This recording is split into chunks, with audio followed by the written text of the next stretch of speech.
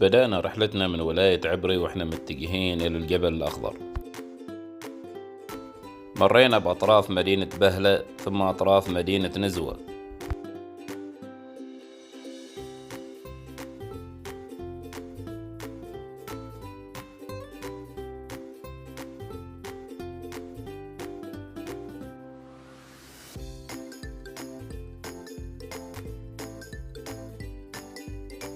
وصلنا إلى نيابة بركة الموز اللي يعتبر الجبل الأخضر تابع لها، ونيابة بركة الموز أيضا تتبع ولاية نزوة.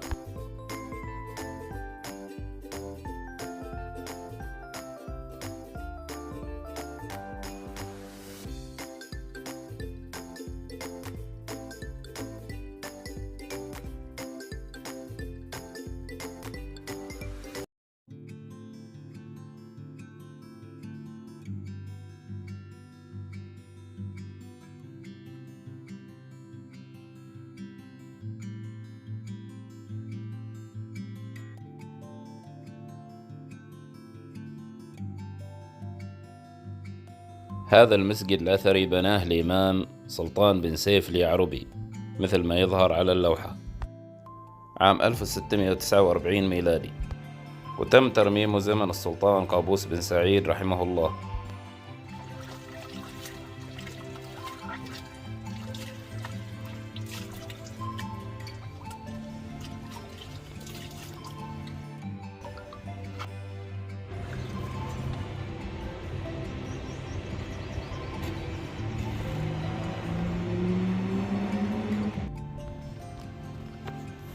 هذا الفلق هو فلق الخطمين. هذا المكان مثل ما نشوف الفلق ينقسم فيه إلى 3 أقسام.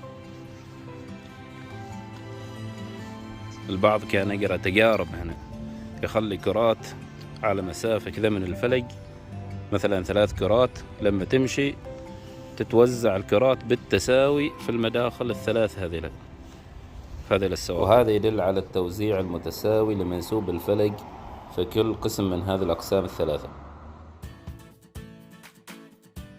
الآن بدأنا نصعد إلى الجبل الأخضر. درجة الحرارة في هذا الموقع 44 درجة سيليزية.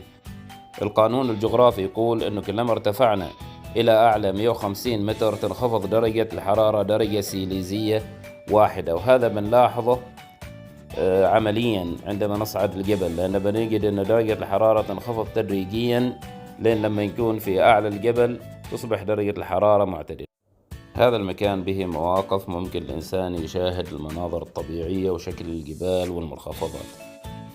بداية الصعود للجبل توجد نقطة عسكرية هدفها إرشاد السائح وإعطائه تعليمات تتعلق بصعود الجبل، كيف يتصرف مع السيارة عند صعود الجبل وأيضا عند النزول من الجبل. فهم يسألوه إذا هو أول مرة يزور الجبل بيعطوه هذه الإرشادات، أما إذا كان زار الجبل من قبل فيطلبوا منه يتوكل على الله ويصعد إلى الجبل.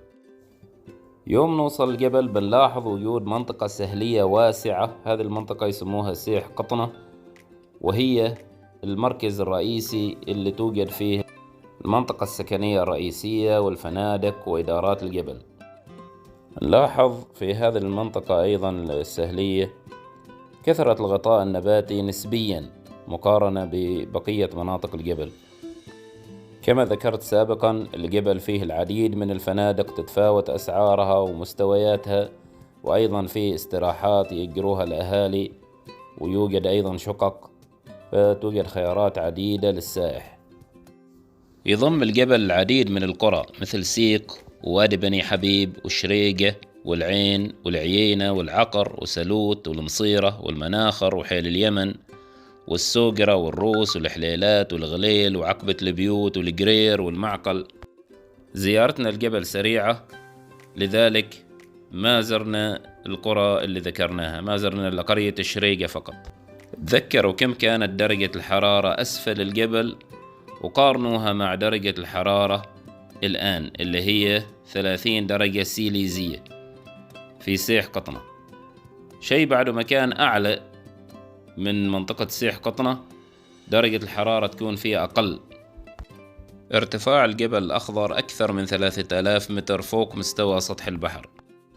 من الحيوانات البرية اللي موجودة في الجبل الأخضر الوعل العربي والنمر العربي والغزلان والكثير أيضا من الحمير والذئاب.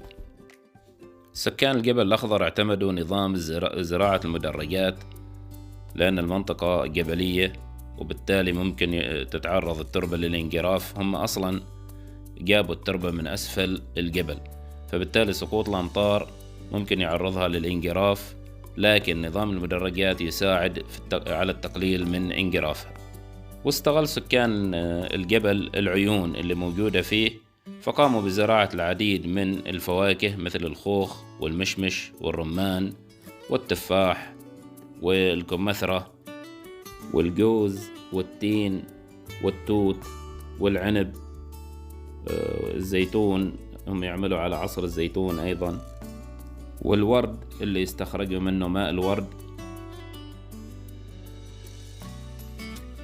هذه استراحة احنا استأجرناها نلاحظ فيها بعض هذه الفواكه. الشباب استمتعوا بلعب كرة الطائرة في ملعب الطائرة، وأيضا بالسباحة في حوض السباحة. صور أحمد صور.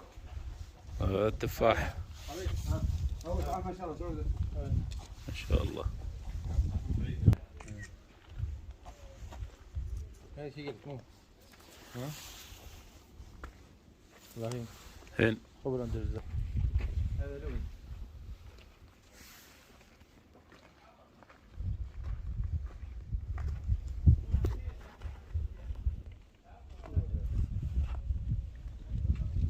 الثمرة شفتها؟ هذا مشمش.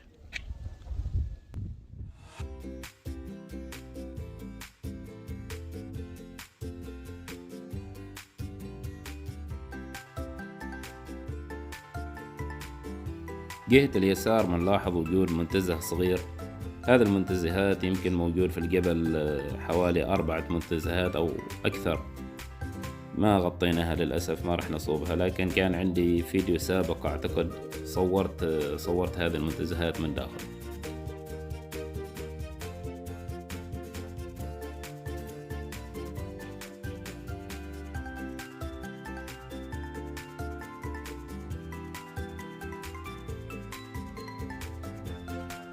شوفوا معي جهة اليمين ولاحظوا انه شخص طالع فوق شجرة مشمش وجالس يقطفها.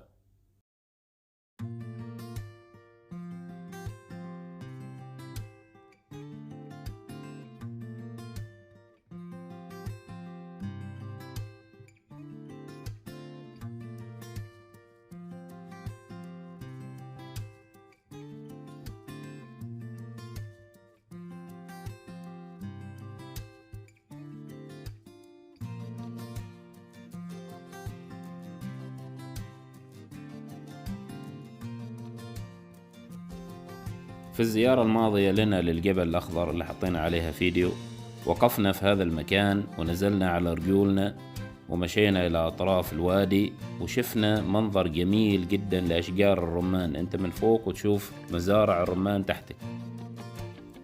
في اتجاهنا إلى قرية الشريقة.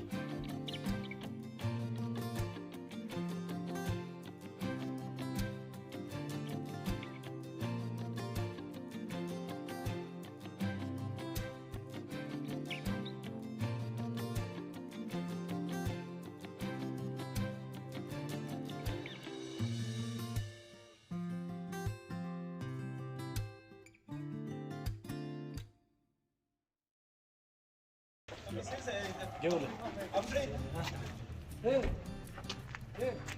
كيف فندق هنا؟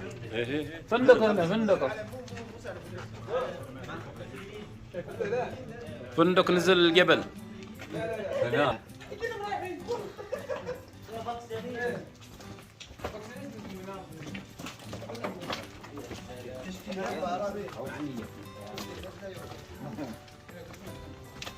هو كل ما يطول شيء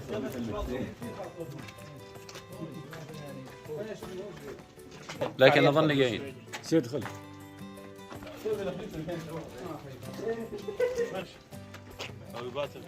يلا صورة جماعية صورة جماعية.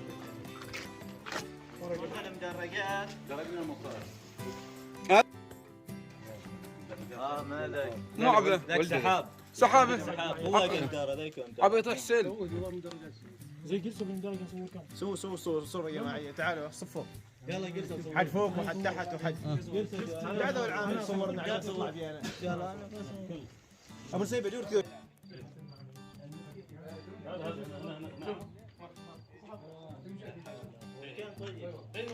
شوف اشجار رمانة ما شاء الله،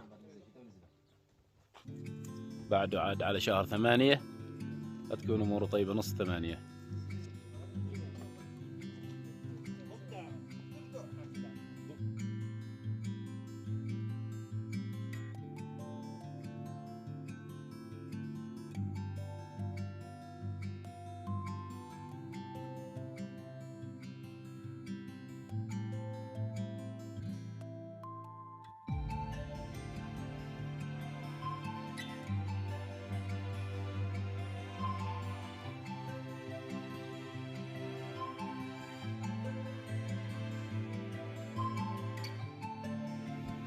الآن احنا اتجهنا إلى منطقة أعلى من منطقة سيح قطنة والقرى القريبة منه، فصعدنا في الجبل إلى أعلى. أيضا هنا شيء بعض القرى الصغيرة، وتوجد أيضا مزرعة خاصة بالديوان السلطاني، ومكان أيضا ممتاز للتخييم بسبب وجود أشجار كبيرة. درجة الحرارة في هذا المكان أقل عن منطقة سيح قطنة.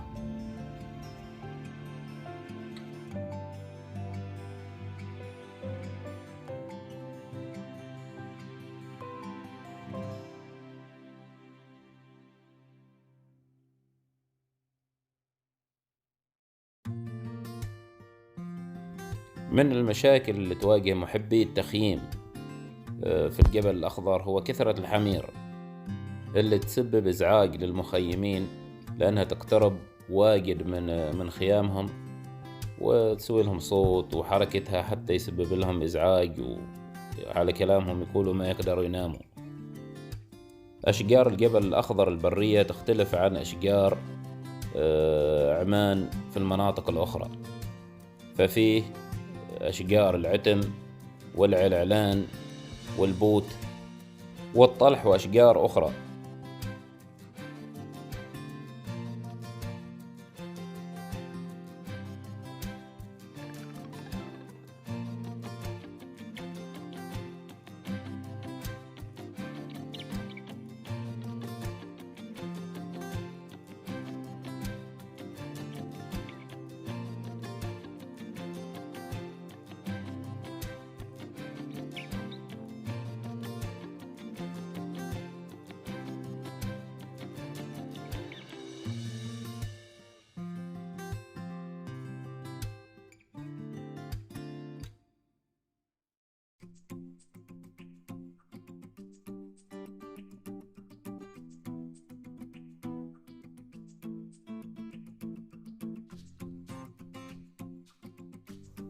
نشاهد الآن أضواء المباني اللي موجودة في منطقة سيح قطنة، اللي هي المنطقة السكنية الرئيسية في الجبل الأخضر. فاحنا جايين الآن من منطقة أعلى من هذه المنطقة، لذلك قلنا هذه المنطقة اللي جينا منها الآن هي أبرد عن منطقة سيح قطنة. منطقة سيح قطنة هي عبارة عن مدينة صغيرة يتوفر فيها مطاعم، مراكز تسوق، محطات بترول، صيدليات، كل شيء تقريبا يحتاجه الزائر يلقاه إن شاء الله متوفر وموجود في الجبل الأخضر.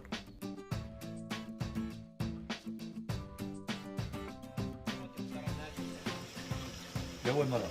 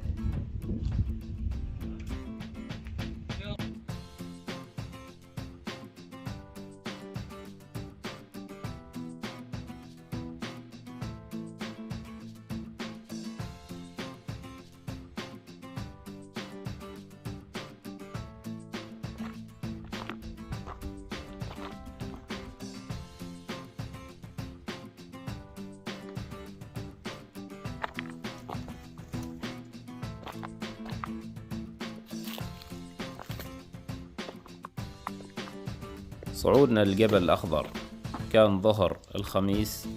صباح الجمعة قررت إني أمشي في منطقة منخفضة، مجرى للسيول قريب من المنطقة السكنية اللي سكننا فيها.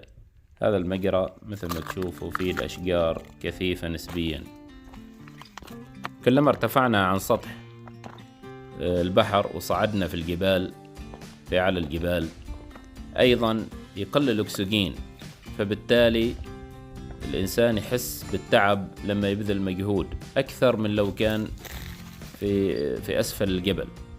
سكان الجبل متعودين على نقص الأكسجين هذا، وأصبحت أجسامهم متعودة عليه، لكن اللي جاي من أسفل الجبل بيحس بتعب لما يمشي ويبذل مجهود.